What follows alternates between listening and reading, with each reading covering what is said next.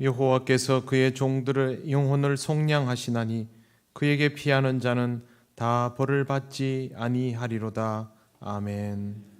찬송가 14장 하나님께 찬양 드립니다.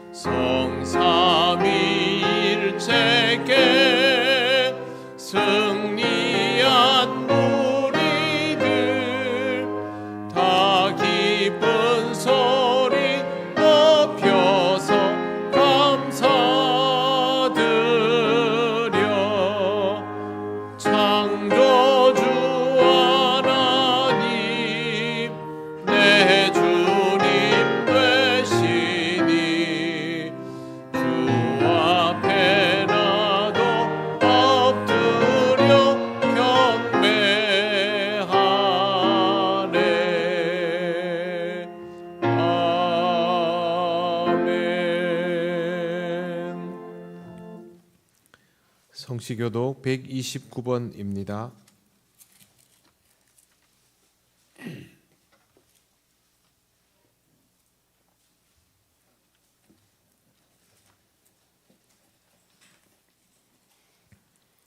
시온에 따라 크게 기뻐할지어다. 보라, 내 왕이 내게 임하시나니 그는 공의로우시며 구원을 베푸시며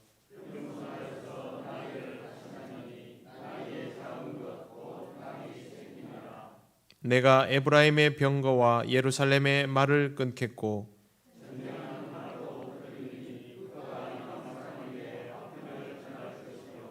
그의 통치는 바다에서 바다까지 이르고 앞에서 가고 뒤에서 따르는 무리가 소리 높여 이르되 주의 이름으로 오시는 이여 가장 높은 곳에서 호산나 하더라. 아멘. 나는 전능하신 아버지 하나님 천지의 창조주를 믿습니다. 나는 그의 유일하신 아들 우리 주 예수 그리스도를 믿습니다. 그는 성령으로 잉태되어 동정녀 마리아에게서 나시고 본디오 빌라도에게 고난을 받아 십자가에 못 박혀 죽으시고 장사된 지 사흘 만에 죽은 자 가운데서 다시 살아나셨으며 하늘에 오르시어 전능하신 아버지 하나님 우편에 앉아 계시다가 거기로부터 살아있는 자와 죽은 자를 심판하러 오십니다.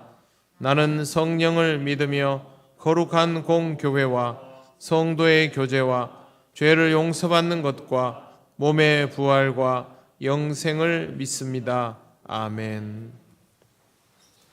찬송가 141장 하나님께 찬양드립니다.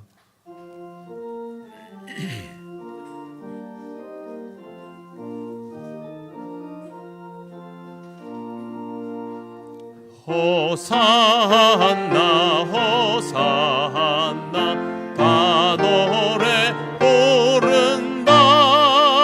수많은 아이들이 즐거운 노래로 그 품에 안으시고 복 주신 주님께 온 몸과 마음 들여 주 찬양합니다.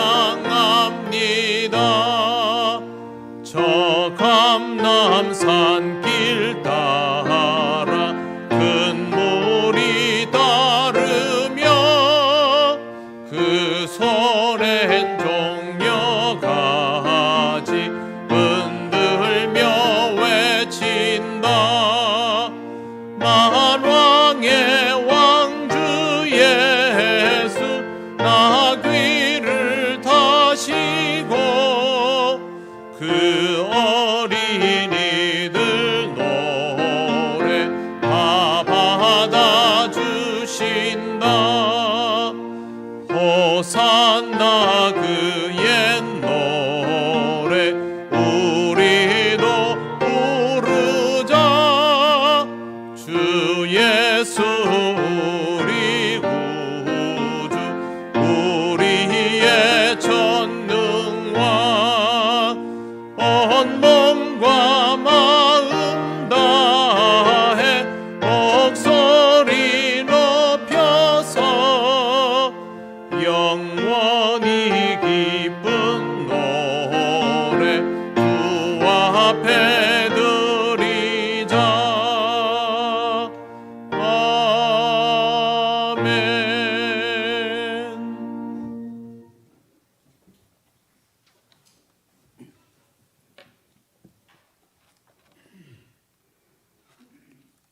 독생자 예수 그리스도를 보내주신 하나님, 모든 영광과 존귀를 하나님께 돌려드립니다.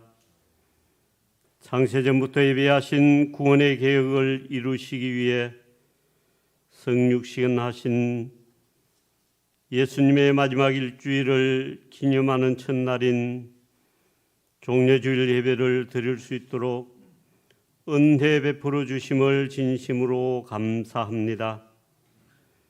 예수 그리스도의 십자가 은혜로 구원받은 우리 하나님의 자녀들이 십자가의 사랑에 감격하여 하나님께 이 시간 모였습니다. 이 시간 성령께서 저희 가운데 역사하시어 우리의 예배를 받아주시고 예수 그리스도로 말미암아 은혜의 선물을 받은 구원의 은총을 진심으로 감사하는 살아있는 예배가 되도록 인도하옵소서. 사랑의 하나님, 고난당한 자, 갈 곳을 잃어버린 자, 눈물을 흘리며 탄식하는 자의 기도를 들으시고 응답하여 주옵소서. 산불 피해 입은 우리의 이웃 생활 거주지가 속히 복구되기를 기원합니다. 우크라이나 땅에서 여호와 살롬이 임하게 하옵소서. 예루살렘 성에 입성하시는 예수님을 향해 종려나무 가지를 흔들고 자신들의 겉옷을 깔며 호산나 외치고 기쁨으로 환호했던 유대인들의 모습을 기억합니다. 오늘은 종려주일이며 동시 예수님이 고난의 선잔을 받으신 고난주간에 시작되는 날입니다. 우리 안에 자리 잡고 있는 완악하고 패역한 죄악의 선 뿌리를 뽑아주시어 온전히 예수님의 고난에 동참하는 은혜를 베푸소서. 믿음의 주요 또 온전케 하시는 이 예수를 바라보자. 그는 그 앞에 있는 기쁨을 위하여 십자가를 참으사 부끄러움을 개의치 아니하시더니 하나님 보좌 우편에 앉으셨느니라는 말씀을 기억하게 하옵소서. 우리 성도들의 시선이 예수 그리스도에게 맞춰지고 묵묵히 순종하는 한 주간이 되도록 역사하여 주옵소서. 교회에 연로하신 분들의 건강을 지키시고 건강을 축복으로 채워 주옵소서. 이 시간 목사님 종료주일의 메시지가 선포될 때 우리 모든 성도가 아멘으로 화답하게 하시고 이 말씀을 심령에 새기어 온전히 예수님만 따르게 하옵소서. 예배를 섬기는 모든 종에게 은혜를 베풀어 주셔서 보혈의 능력으로 종려주의를 보내고 고난주간을 시작하게 하소서. 하나님 뜻에 따라 예루살렘 성에 입성하시어 갈보리를 향해 나가시는 거룩하신 예수님의 이름으로 감사 기도하옵나이다. 아멘.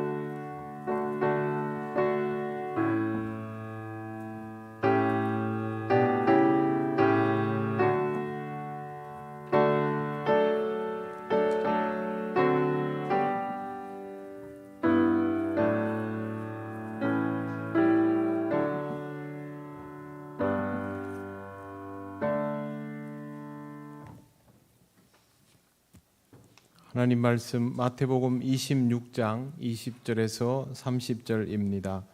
이 말씀은 신약성경 46쪽에 있습니다.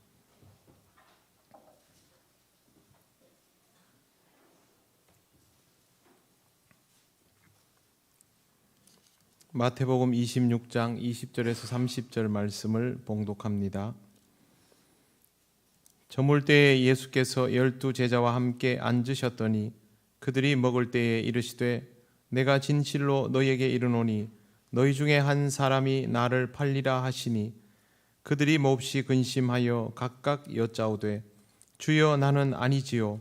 대답하여 이르시되 나와 함께 그릇에 손을 넣는 그가 나를 팔리라. 인자는 자기에 대하여 기록된 대로 가거니와 인자를 파는 그 사람에게는 화가 있으리로다. 그 사람은 차라리 태어나지 아니하였더라면 제게 좋을 뻔하였느니라. 예수를 파는 유다가 대답하여 이르되 랍비여 나는 아니지요. 대답하시되 내가 말하였도다 하시니라. 그들이 먹을 때에 예수께서 떡을 가지사 축복하시고 떼어 제자들에게 주시며 이르시되 받아서 먹으라 이것은 내 몸이니라 하시고 또 잔을 가지사 감사기도 하시고 그들에게 주시며 이르시되 너희가 다 이것을 마시라. 이것은 죄사함을 얻게 하려고 많은 사람을 위하여 흘리는 바 나의 피 곧 언약의 피니라. 그러나 너희에게 이르노니 내가 포도나무에서 난 것을 이제부터 내 아버지의 나라에서 새 것으로 너희와 함께 마시는 날까지 마시지 아니하리라 하시니라. 이에 그들이 찬미하고 감람산으로 나아가니라. 아멘.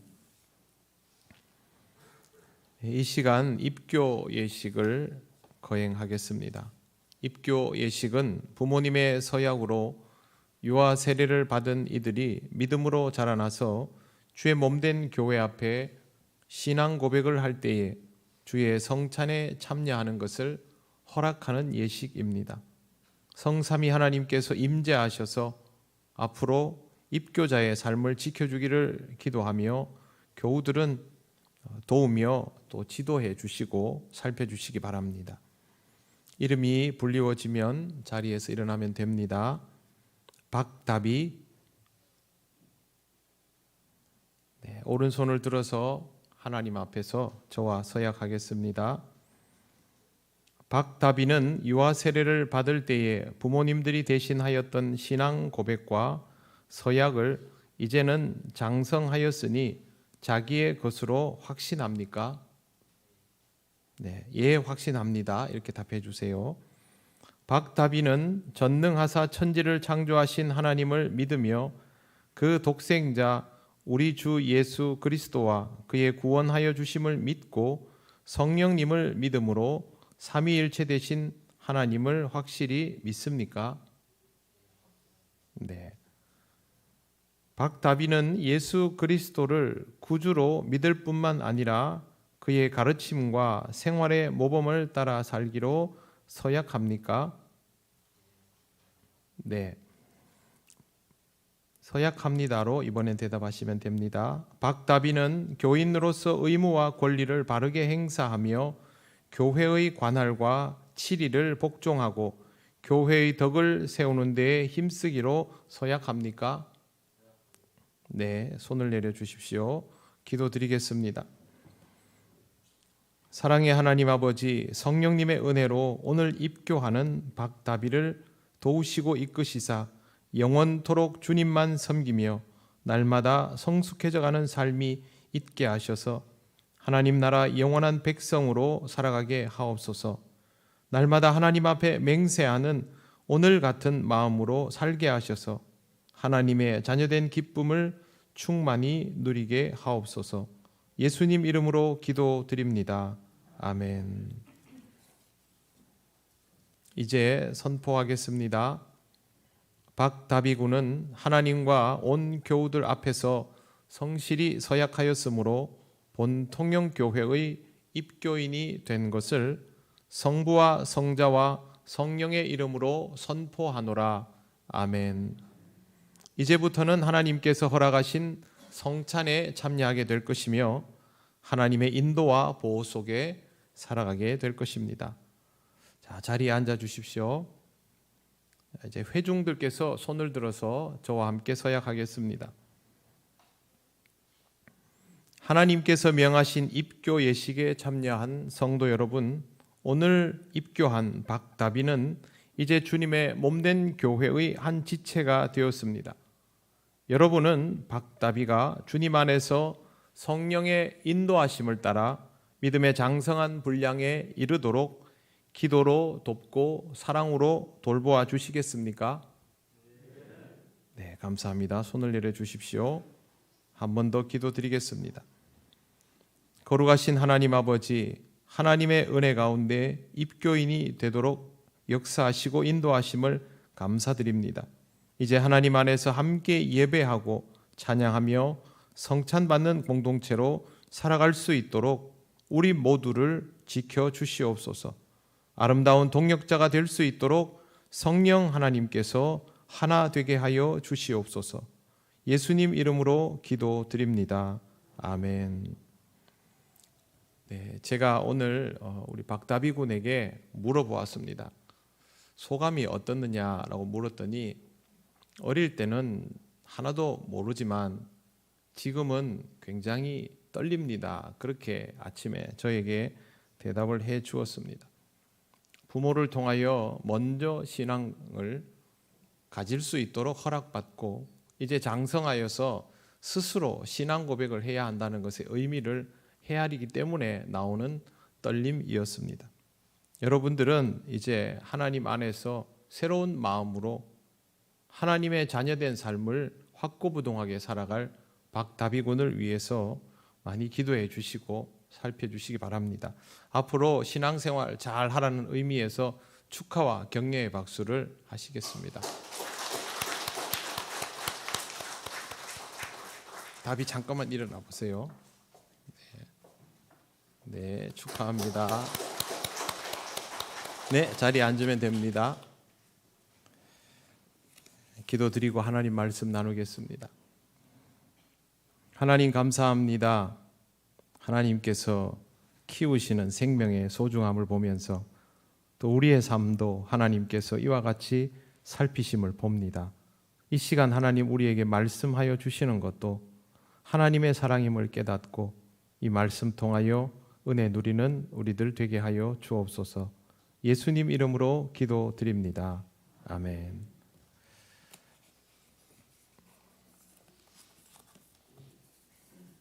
그동안 우리가 사순절 묵상 카드에 있는 성경 구절을 따라서 사순절 기간을 지나왔습니다. 오늘도 사순절 묵상 카드에 있는 본문 그대로 새벽에 말씀을 전하고 이 시간도 이어서 말씀을 전하겠습니다.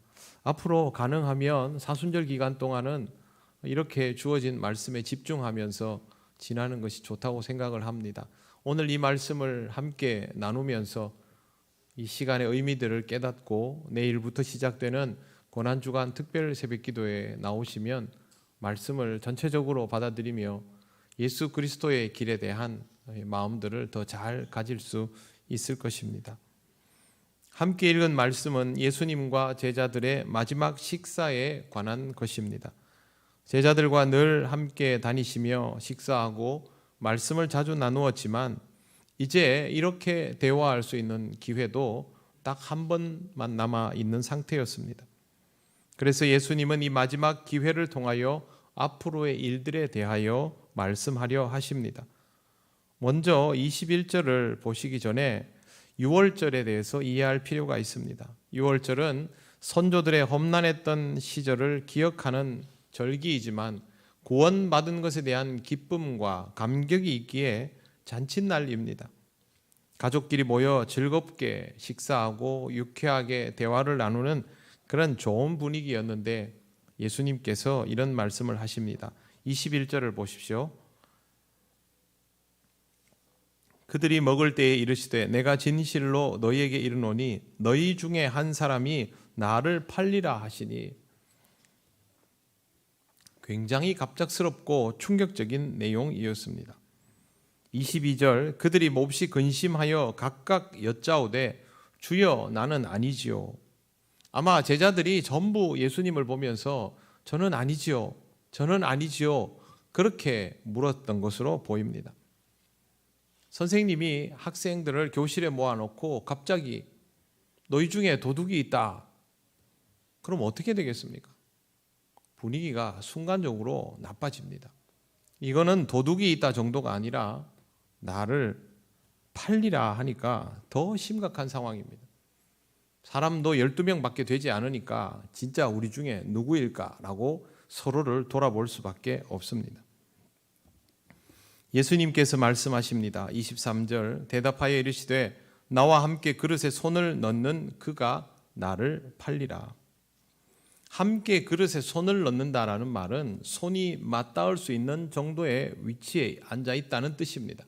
12명이 다 손이 닿을 수 있는 방식은 아니었습니다. 그렇기 때문에 그만큼 측근, 더 가까운 사람이라는 뜻입니다. 예수님과 동고동락하는 제자들 중에 배신자가 있다는 것은 너무도 충격적인 일이었습니다. 예수님의 신변에 문제가 생기면 그동안 추진해 왔던 모든 것이 수포로 돌아갑니다. 예수님께서 그토록 열심히 선포하시던 하나님 나라가 중단될 수도 있다고 생각하는 것은 하나도 이상하지 않습니다. 그때 예수님은 이런 말씀을 하십니다. 24절 인자는 자기에 대하여 기록된 대로 가거니와 인자를 파는 그 사람에게는 화가 있으리로다. 그 사람은 차라리 태어나지 아니하였더라면 제게 좋을 뻔하였느니라. 기록된 대로 간다라는 말은 예수님께서 가시는 길에는 변화가 없다라는 뜻입니다. 예수님이 팔리시고 잡히는 것은 우리의 입장에서는 너무도 큰 변수이지만 하나님의 입장에서는 변수가 아닙니다. 하나님의 섭리는 이런 변수들까지도 다 포함하여 이루어지는 역사라서 그렇습니다. 세상이 교회를 핍박하면 교회가 없어질까요? 없어지지 않습니다. 지금까지 역사가 이것을 입증하고 있습니다. 핍박은 핍박받는 우리들의 입장에서 변수일 뿐입니다. 반대로 우리가 영적으로 나태해지면 그것이 교회가 사라지는 이유가 될까요?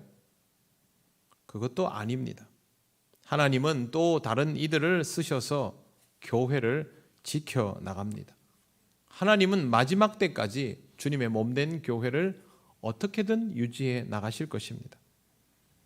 이런 것들도 다 우리의 입장에서는 변수이지만 누군가 그런 것들을 변수라고 생각할 수도 있겠지만 하나님은 그렇지 않습니다. 누군가 배신하여서 예수님이 팔리게 되더라도 예수님의 길은 결코 막을 수가 없습니다. 하나님의 일은 다 이러합니다. 반드시 하나님께서 의도하신 대로 이루어집니다.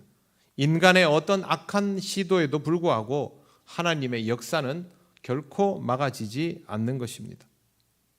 이에 대하여 함께 기억해 두어야 할 것이 있습니다. 인간의 배신은 하나님 앞에 죄라는 것입니다. 배신이라는 단어는 멀리 있는 사람에게는 성립될 수 없는 단어입니다. 가까이 있어야 배신도 가능합니다. 예수님을 파는 행위도 멀리 있는 사람은 할 수 없습니다. 가까이 있고 예수님을 잘 아는 사람, 주님과의 관계를 유지해 오던 사람이 할 수 있는 것이 배신입니다. 인간적으로도 배신은 못할 짓입니다. 그런데 하나님 앞에서는 말할 수 없이 무거운 죄가 됩니다. 이러한 이유로 예수님은 인간의 배신을 너무 안타까워하셨습니다. 차라리 태어나지 아니하였더라면 제게 좋을 뻔하였느니라. 사실 이 표현은 비참한 처지에 빠진 인간에게 사용되어 오던 속담과도 같은 것입니다. 존재하는 것 자체가 비극이다라는 이 표현은 구약시대 욥기와 또 외경인 에녹서에도 나오는 것으로 예수님께서 그것을 인용하였다고 보아야 합니다. 예수님이 독창적으로 사용하셨다면 여기에 또 다른 의미를 부여하며 해석을 해야 되겠지만 예수님께서 유대인들이 알고 있는 표현들을 사용하셨다면 이건 그냥 그 자체로 정서적으로 이해하는 것이 좋습니다. 너는 결국 그 길을 가는구나. 너무도 안타깝구나. 헬라어 성경에 보면 좋을 뻔이라고 되어 있는 단어는 칼론입니다. 이 단어가 서두에 나오면서 존재함으로 인하여 생겨난 비극적인 상황, 그것으로 인하여 안타까움을 고스란히 표현하고 있는 것입니다. 주님을 배신한 인생은 태어나지 않은 것만도 못한 인생이 되어버립니다. 너무 잔인한 결정적 표현이 아닐까 생각할 수도 있습니다만 배신은 결국 하나님을 속이려 드는 것이 되기 때문에 돌이킬 수 없는 무서운 죄가 되는 것입니다. 하나님의 구원 방법은 어차피 대속이었습니다. 인간의 죄성, 그것도 집단적인 죄성이 충분히 고려된 그것조차도 전부 커버할 수 있도록 고려되어 있는 그림이었습니다. 그럼에도 불구하고 거기에는 죄인이 나오기 때문에 예수님은 인간의 마음에서 이러한 죄가 노출되지 않기를 바라고 계셨습니다만 유다는 이 죄의 길을 그대로 따랐고 그것을 안타까워하신 것입니다. 주님은 그렇게 하지 말라고 말씀하실 수 있고 또 지금도 말씀하시는 중입니다. 그런데 죄는 자유의지와 선택의 문제입니다. 결과적으로 유다의 책임이 되는 것입니다. 어쩌면 이 순간이 유다가 돌이킬 수 있는 마지막 기회였는지도 모릅니다. 하지만 유다는 돌이킬 마음이 없었습니다. 25절을 보십시오. 예수를 파는 유다가 대답하여 이르되 랍비여 나는 아니지요. 예수를 파는에서 이 파는 자라는 표현은 현재 분사가 사용되고 있습니다. 현재 분사는 뭐냐면 무엇을 하는 중이다, 무엇을 하는 상태다 이런 뜻입니다. 즉 유다는 지금 예수님을 팔고 있는 중입니다. 이미 마음속에 그게 들어있다는 것이죠. 배신이 진행 중이라는 뜻입니다. 그렇다면 유다는 예수님께서 자신을 지목하여 말씀하실 수 있다라는 생각을 했을 가능성이 높습니다.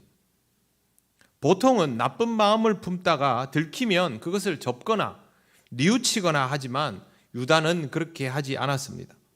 대담하게도 다른 제자들이 사용했던 나는 아니지요 라는 말을 그대로 사용하면서 예수님의 의중을 묻고 있는 것입니다. 제자들은 정말 영문을 모르고 너무 당황하면서 물었지만 유다는 그게 아닙니다. 예수님이 정말 뭘 알고 계시는지, 나를 지목하여서 묻는 것인지를 확인하려고 이렇게 질문하고 있는 것입니다. 유다의 의도는 다른 곳에서도 드러납니다.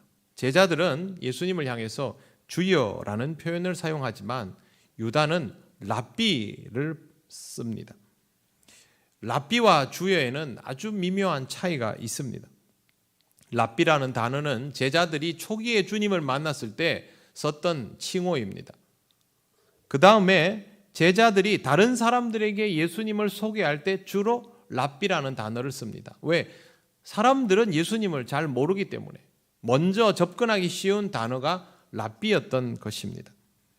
그러다가 제자로서의 삶이 구체화되고 주님이 얼마나 특별한 분인지를 알고 나서부터는 점점 더 큐리오스, 주님이라는 단어를 사용하고 있습니다.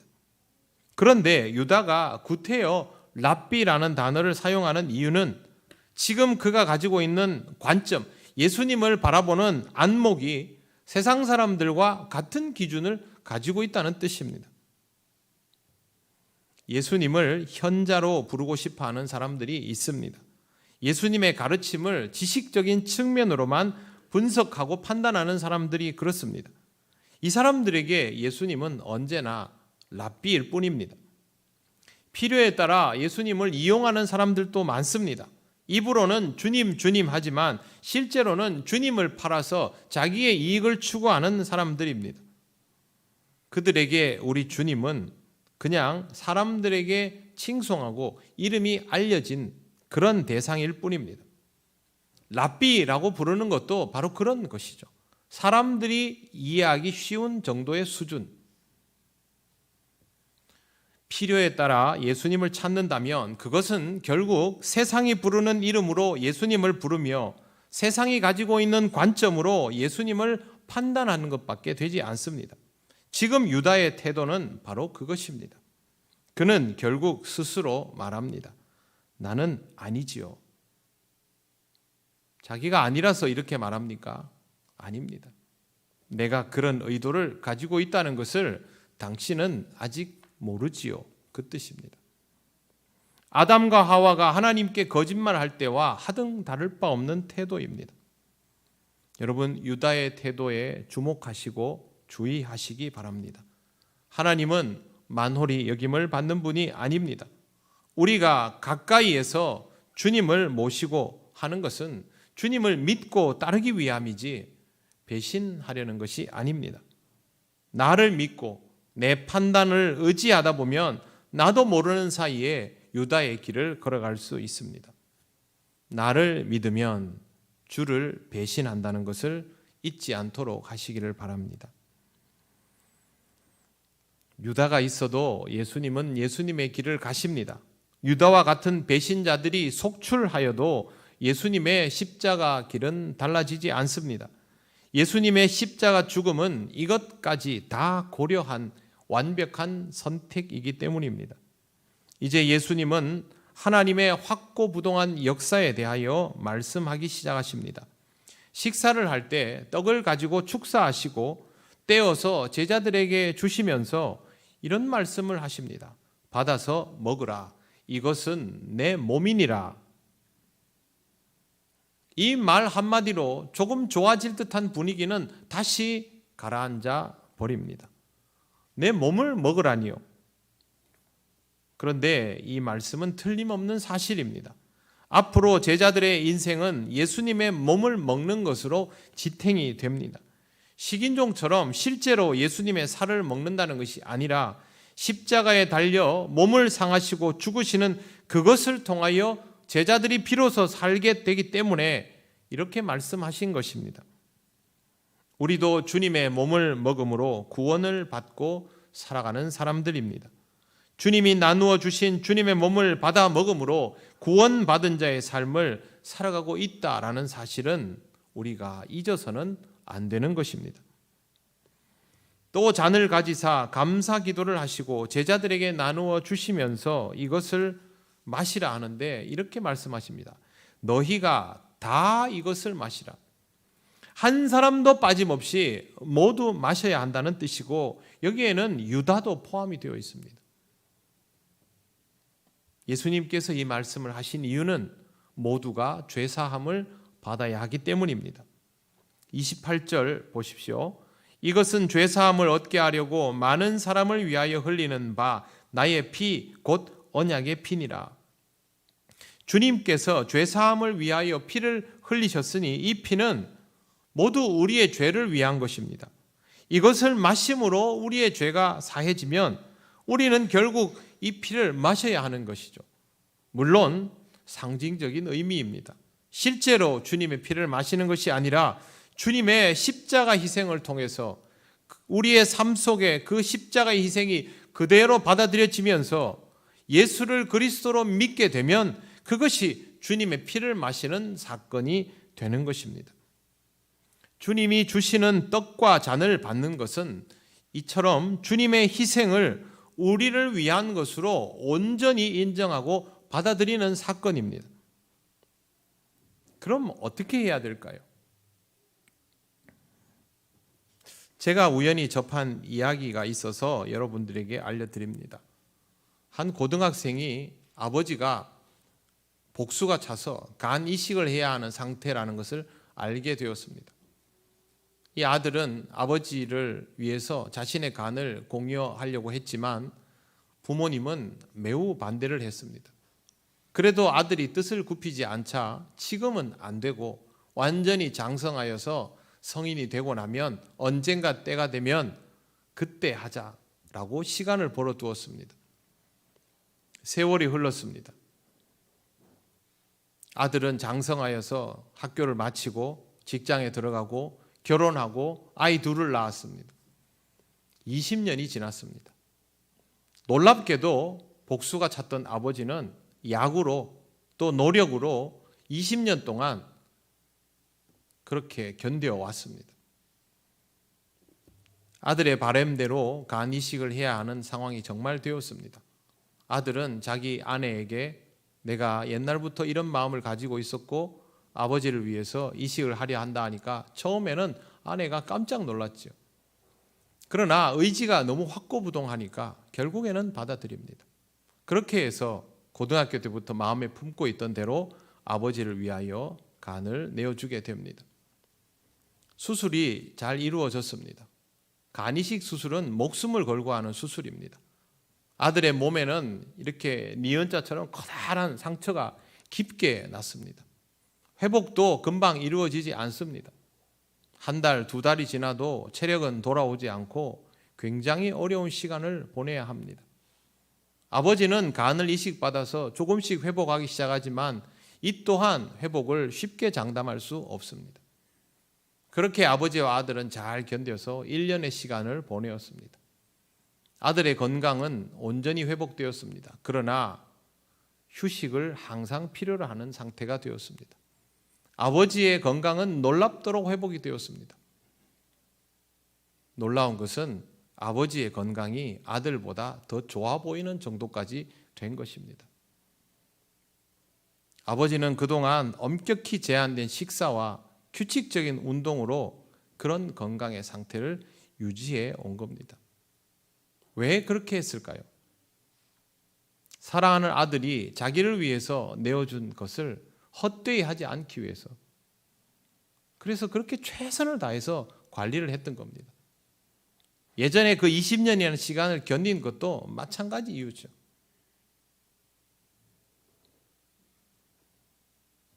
우리가 그리스도를 주로 믿는다고 하면 그리스도께서 우리를 위하여 내어주신 그 사랑과 희생을 헛되이 만들지 말아야 합니다. 그러기 위해서 우리는 더 건강할 필요가 있는 것이죠. 지금보다 더 깊이 주님을 묵상하면서 신앙적인 삶을 살아야 할 이유가 분명히 있는 겁니다. 우리가 은혜 받지 못하고 구원받지 못했다면 그렇게 할 필요는 없겠죠. 그러나 우리는 이미 은혜 받았고 구원받았지 않습니까?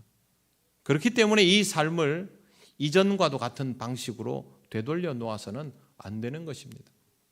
그게 바로 우리가 주를 믿는다 하고 주를 사랑한다 하는 진짜 모습입니다.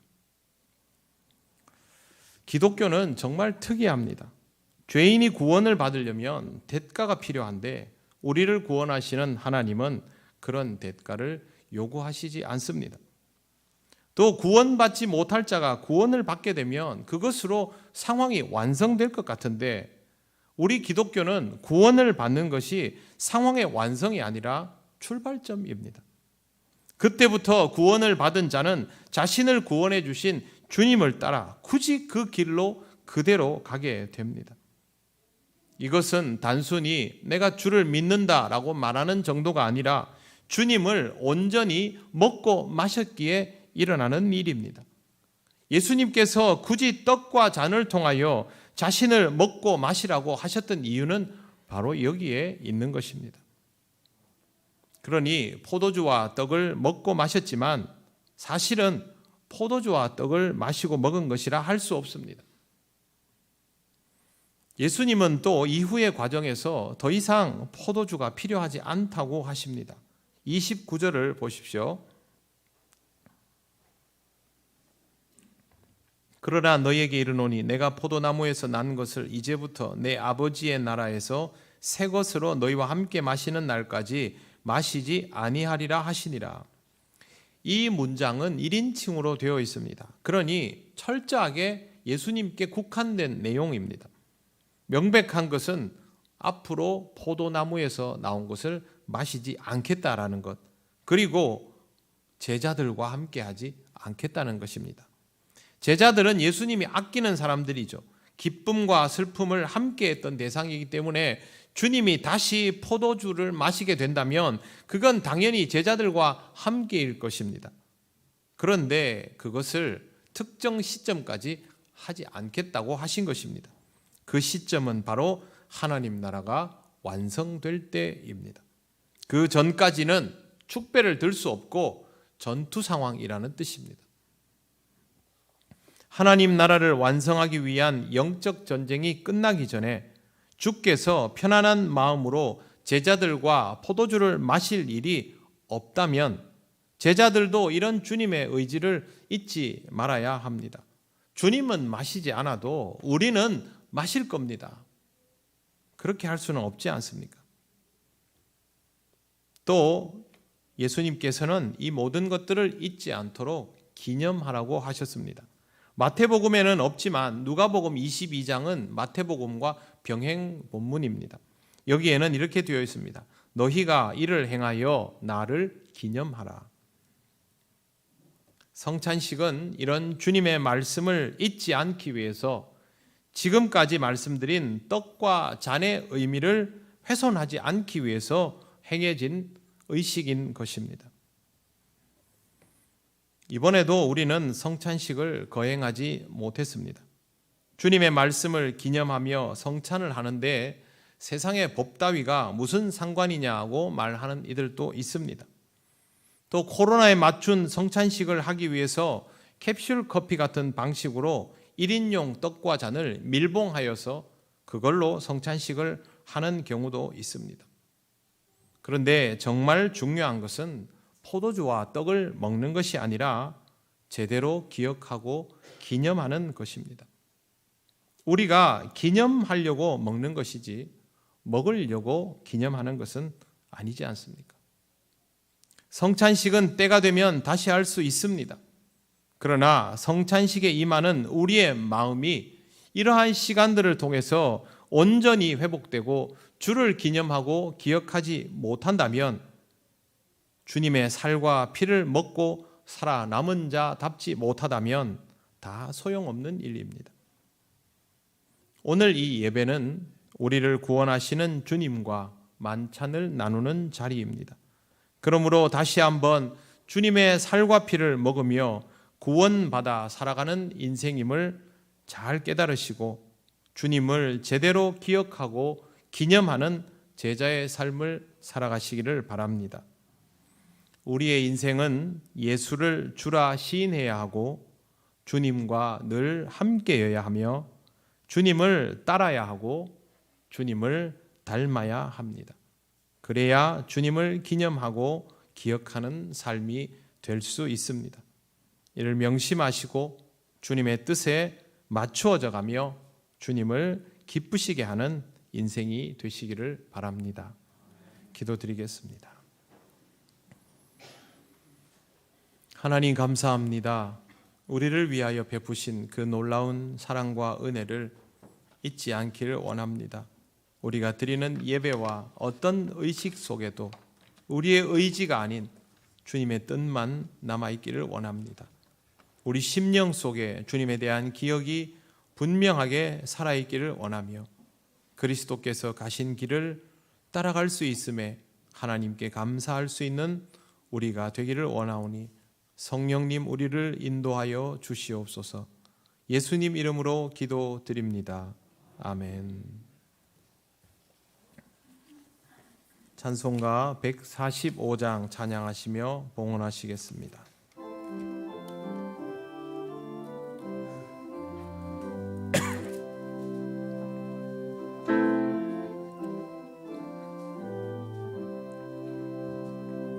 오 거룩하신 주님, 그 상하신 머리 조롱과 욕에 쌓여 가시관 쓰셨네.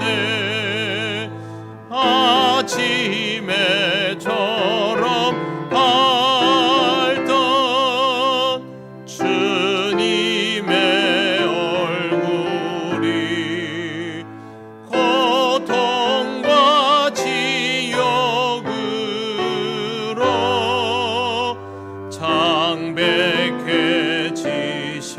창백해지셨네.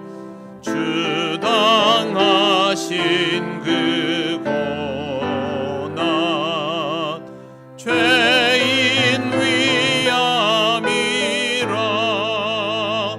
내 지은 죄로 인해 주 형벌 받았네. 내 주여 비옵나니 이 약한 죄인을 은혜와 사랑으로 늘 지켜주소서. 나 무슨 말로 주께 다 감사드리랴. 끝없는 주의 사랑 한없이 고마워.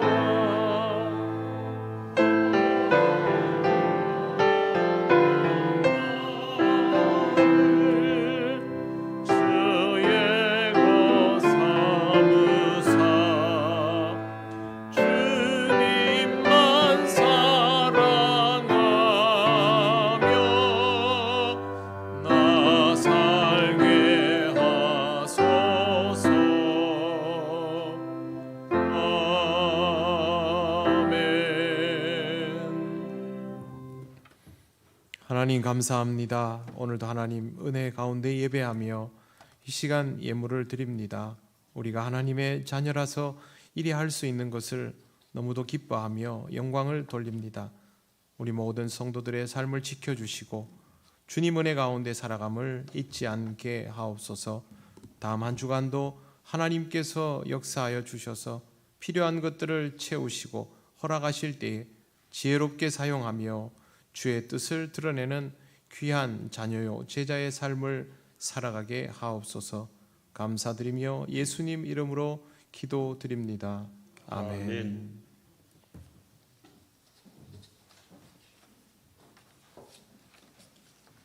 교회 소식 알려드립니다. 예배에 나오신 모든 분을 환영합니다. 처음 오신 분은 새가족부의 안내를 받으시기 바랍니다. 예배, 오늘은 종려주일입니다.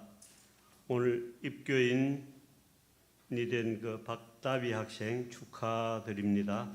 다음 주일은 부활주일입니다. 교회 학교는 각 부서별로 예배를 드리게 되겠습니다. 세 번째, 다비다 헌신 예배가 오늘 오후 3시에 강사님은 우리 교회에서 돕고 있는 욕지 연화도 교회 윤기순 목사님이 되시겠습니다. 모임 교육부 회의가 오늘 2부 예배 후에 본당에서 있겠습니다. 두 번째, 기간 원래에는 다음 주일 2부 예배 후에 각 지정된 장소에서 하시고 보고해 주시기 바랍니다. 안내, 고난주간 특별 새벽기도회가 다음 월요일부터 금요일까지 되겠습니다. 기도의 자리를 통해서 주님과 함께하는 고난주간이 되시기 바랍니다. 또 필경대에 소책자를 준비해놨습니다. 가져가시기 바랍니다. 그리고 기도는 안수 집사님들 담당자 참고하시기 바랍니다. 두 번째, 진주남로의 예전도의 연합회 정기총회가 19일 화요일 오전 9시 20분 사천읍교회당에서 있습니다. 세 번째, 진주남로의 131회 정기노회가 4월 21일 목요일 오후 1시부터 고성교회에서 있겠습니다. 4월 안내위원 참고하시고, 근본에 제1교육관에 새 의자가 배치되어 있습니다. 또 많이 애용해 주시고 사용하는데 주의를 해 주시기 바랍니다. 칼로 또 학생들이 막 그리고 하는데 그런 것 좀 자제해 주시고 잘 사용해 주시기 바랍니다. 좋은 습관 가지기 캠페인 참고해 주시고 4월 함께 나눌 기도 제목도 주보를 참고해 주시기 바랍니다. 이상입니다.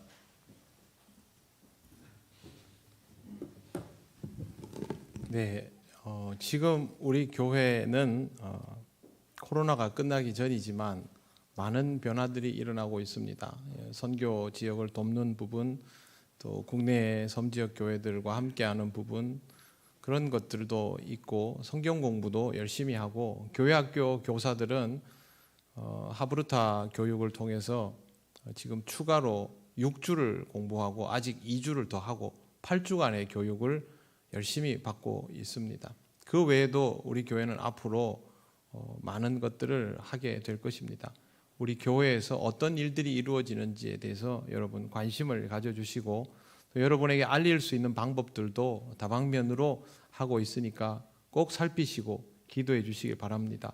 그리고 일교육관에도 사용하기 좋은 의자들을 두었고, 앞으로도 생활과 교육에 필요한 여건들을 끊임없이 변화해 나갈 것입니다.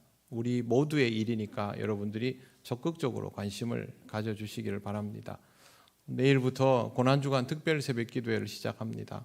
율법이나 형식을 따라 여러분에게 참여를 강요할 생각은 전혀 없습니다. 그러나 부활주일을 맞이하려면 고난주간이 지나야 부활주일이 옵니다. 여러분이 이 한 주간을 어떻게 지나느냐에 따라서 부활주일이 여러분에게 어떤 의미로 다가오는가를 생각할 수 있습니다. 여건에 따라서 기도하러 나오실 수 있는 분들도 있고 그렇지 않은 분들도 있겠지만, 할 수만 있다면 이 한 주간을 말씀과 기도를 통해서 여러분의 삶에 채워주시는 은혜들을 놓치지 않고 그렇게 누려가시기를 바랍니다. 이제 자리에서 일어나셔서 예배드린 교우들과 인사를 나누시겠습니다.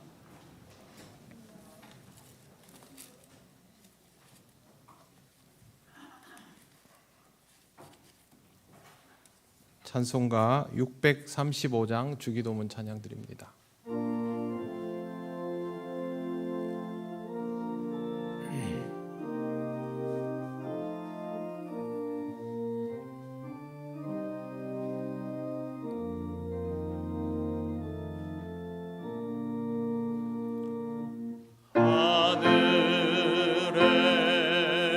계신 아버지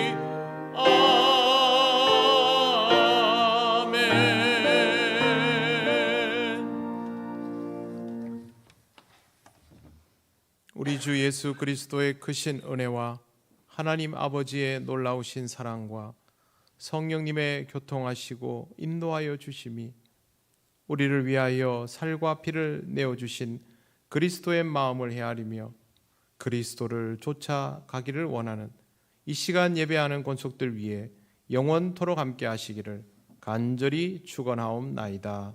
아멘.